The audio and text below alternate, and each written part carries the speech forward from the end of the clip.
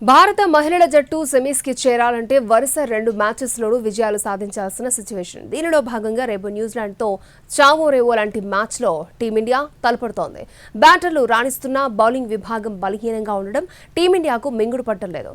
మరి రేపటి మ్యాచ్లో ఇండియా ఆల్రౌండ్ షో చేస్తుందా?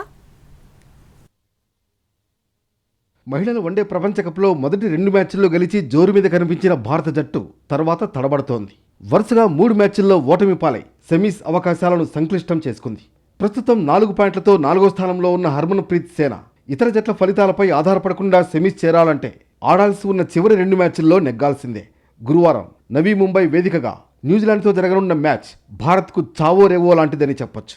ప్రస్తుతం పాయింట్ల పట్టికలో న్యూజిలాండ్ 4 పాయింట్లతో 5వ స్థానంలో ఉంది.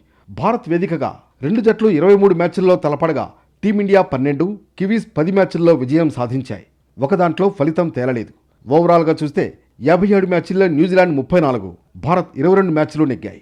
2 టీంల మధ్య జరిగిన గత 5 మ్యాచ్ల్లో భారత్ 3, కివీస్ 2 గెలిచాయి. న్యూజిలాండ్తో కీలక పోరులో భారత్ గెలవాలంటే బౌలింగ్ విభాగం మెరుగుపడాల్సిన అవసరం ఉంది. గత 3 మ్యాచ్ల్లో బ్యాటర్లు రాణించిన బౌలర్లు నిరాశపరచడంతో ఓటమి తప్పలేదు. ఆస్ట్రేలియాకు 331 పరుగుల లక్ష్యాన్ని నిర్దేశించినా భారత్ కాపాడుకోలేకపోయిందంటే మన బౌలింగ్ విభాగం ఎంత బలహీనంగా ఉందో అర్థం చేసుకోవచ్చు. క్రాంతి గౌడ్, స్నేహ్ రాణా గత 2 మ్యాచ్ల్లో 1 వికెట్టు తీలేకపోయారు. ఇంగ్లాండ్తో మ్యాచ్లో ఆడిన పేసర్ రేణుకా సింగ్ తక్కువ పరుగులే ఇచ్చినప్పటికీ వికెట్లు పడగొట్టలేకపోయింది. బ్యాటింగ్లో ప్రస్తుతం ఉన్న జోరు కొనసాగించడంతో పాటు బంతితో రాణిస్తేనే భారత్ సెమీస్ చేరేందుకు అవకాశం ఉంటుంది.